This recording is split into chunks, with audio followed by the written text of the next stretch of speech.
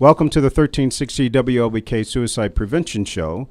We are pleased to have in our studio today Grant Bell, who came to us through NAMI DuPage's Speaker Bureau. Welcome to the studios, Grant. Thank you, Mike. It's fabulous to see you today. Thank you. And Grant has agreed to come in and speak with us about his story of recovery. Yes. Okay. So, Grant, tell us first off a little bit about yourself. So, describe yourself to our listening audience so they might know who a person like you is if they had them in their own circles. Well, my name's Grant. Thank you all for being here.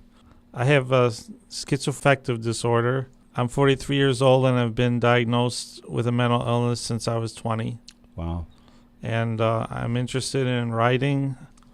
I've written 2 books, Silver Linings, which is a book of poetry and recovery. I've written a Silver Linings workbook, which goes along with my poetry book as a self-help book. Fabulous. And I'm also a photographer.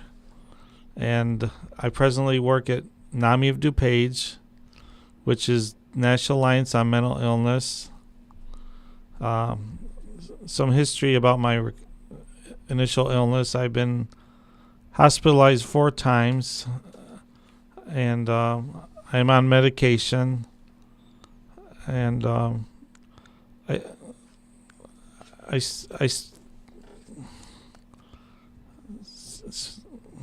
So, Grant, you were telling us that you were first diagnosed about 20 years ago. Is that correct? Yes. So you've lived with this condition for a long period of Yes. time, right? Yes. Wow. And you are also working with NAMI DuPage. Can you tell us a little bit about the symptoms you experienced when you were first diagnosed?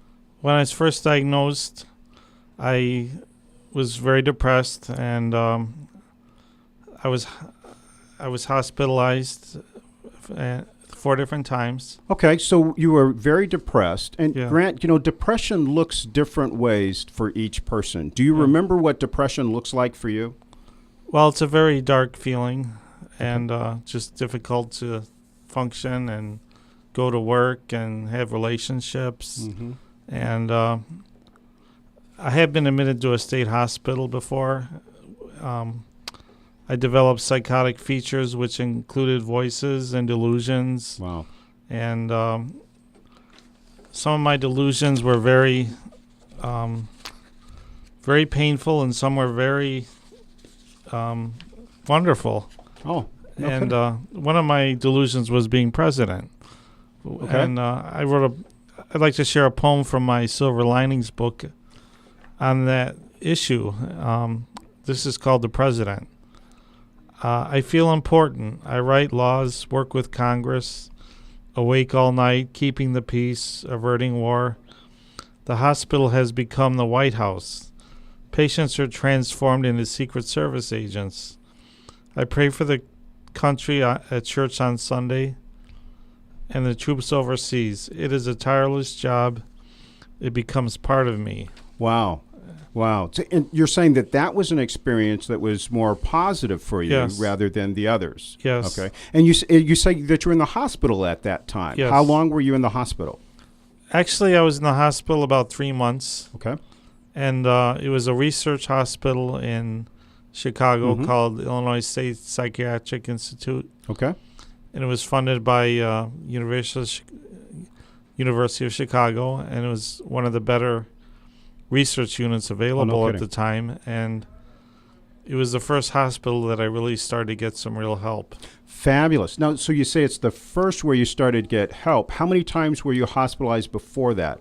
Well, I went to a local hospital in the area, and I received shock treatment, and some of the medicines they were putting me on were causing a lot of side effects, like Wow.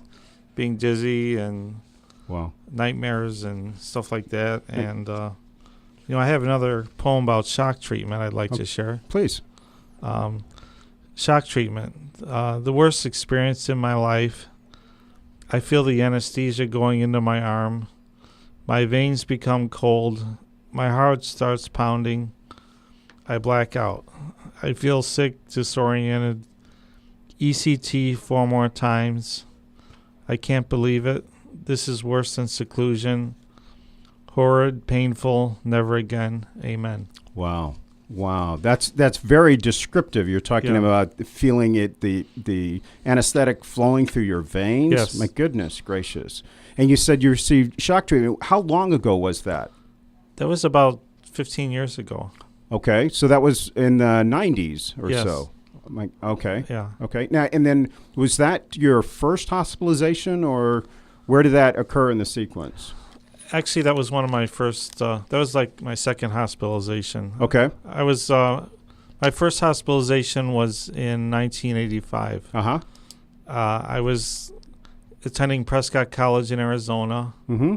and things went well for the first month, and I started to become symptomatic, and I started to get very angry and Wow. throwing things through the window and throwing my mountain bike that I purchased, and became disorganized with my schoolwork. Okay. And So are you saying that the symptoms came on when you first started to go to college? yes, that's when the symptoms started. Wow. And you were, forgive me, did you say 18, or how old were you at the time? I was about 20. Okay. Yeah. So you started about 20, you go to college, Yeah. and that was the first time you noticed the symptoms coming on. Yes. And tell us again, what were those symptoms like? Was that the depression, or you said you felt disoriented? Disoriented and self-destructive. I hit myself with an iron rod Oh, wow. in the head, and my advisor at the college said, "Will you promise not to hurt yourself till the morning when they could get me back home?" Okay. And I did get through that night, and I went home the next day. Wow. And then I was about to join a commune, Okay. which was not a wise decision for what my state of mind. And my parents intervened, and they drove me to Lutheran General Hospital, Okay. which was actually my first hospitalization. Okay. And I was there for about 3 weeks. Oh, wow. And they started me on antidepressants and lithium. Okay. And then how did you respond to the antidepressants and lithium at the time? Well, the antidepressants, the side effects were quite unpleasant, Mm-hmm. to the point where I asked not to be on them anymore. Okay. And things got fairly stable for a while, and I was later admitted to the ISP, which I mentioned before, Okay. and because I was having symptoms again. Okay. And Okay. Fabulous. So can you tell us a little bit about what those other symptoms were like? Or how much time went by between your first hospitalization and the next one? Do you recall? I would say it was about a year. Okay. And I was depressed, but I wasn't psychotic. Mhm. And the psychosis started probably about 20 years ago when I was, yeah. About 20 years ago. And so you were Yes. depressed, and then you received some treatment for a period of time, Mhm. and that helped you Right. for about a year or so. Yeah. And then you had more psychotic symptoms Yes. coming onto play. Okay. Yes. Okay. And then you also said that when you first started taking medication, you had these aversive side effects to the antidepressants. And Yes. so they stopped that. Do you recall what those side effects were? Basically, it was a lot of dizziness and buzzing in my head Okay. kind of experiences, Okay. and just general bad feelings. Okay. Now then, were you living at that time close to school, or where were you living at that time? You said with your parents. Yeah, I was living with my parents, And what state was that in?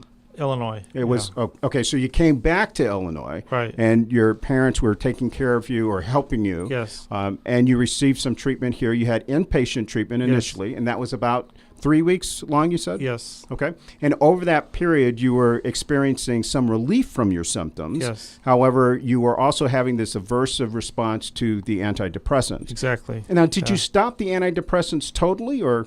Actually, I did stop the antidepressants. Okay. And did you do that on your own, or did you do that in consultation with a doctor? Basically, the doctor agreed to take Okay. me off them. And actually, when I was in the Illinois State Psychiatric Institute, they put me on a new research medicine. Oh. And receiving that really helped me with my psychotic features. Oh, no kidding. And it was an excellent hospital. They had a library and a music room and a gym, and everything was team-oriented. The doctors worked with the nurses, and they had a lot of family groups, and it was just an excellent place to be. Yeah, so it sounds like for you, having quality care involved having an opportunity to engage in a variety of activities, as well as being able to interact with your family. Exactly. And then also you mentioned that they collaborate in teamwork, because we don't always see that between doctors and nurses and social workers, so on and so forth. This is a very innovative idea that every day we would have like team meetings, and the patient is involved as much as the nurses and doctors and social workers. Wow. And they had art therapy and movement therapy and field trips. We went to a baseball game. They took us out for dinner. Oh, wow. So basically engaging in the same behaviors that most of us do on a regular basis. And that can be very important in terms of dealing with any type of mental illness, particularly if it's chronic or pervasive. Another point was they did let us off the unit if we were stable enough. And I know nowadays they don't do that as much. And, I think that was important to be able to go downstairs and have a Coke or something like that. Now, tell us again, how long were you hospitalized at that particular hospital? Well, at ISP, which is Illinois State Psychiatric Institute, I was there for about 3 to 4 months. 3 to 4 months. And then you're saying over that period, you were able to leave the campus from time to time. Yes. Okay. Now, were you able to leave the campus immediately after you were hospitalized, or did that happen after a period of time? It was a gradual time. You earned different levels of availability of leaving, you know, as they seemed necessary. So then as you were able to progress in your recovery, then you were also able to grant leave to leave the campus and do other things. Yes. And then also you're saying part of the quality treatment that you received was the opportunity to interact and have these other types of activities that most people would do. Yes. Okay. Yes. All right. So what happened next in terms of your story of recovery? Well, I after my hospitalization, I went to Life Skills, which is a community health center, mental health center, and I was there for about 6 months. And they got me my first job, which was at Ponderosa Steakhouse. And the manager was very open to hiring people with mental illness. And I worked in the salad room, preparing everything for the salad bar. And eventually I started waitering.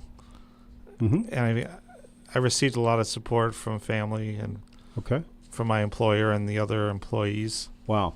And I had a job coach that the state provided, and she was like a advocate for me and helped me to keep my job.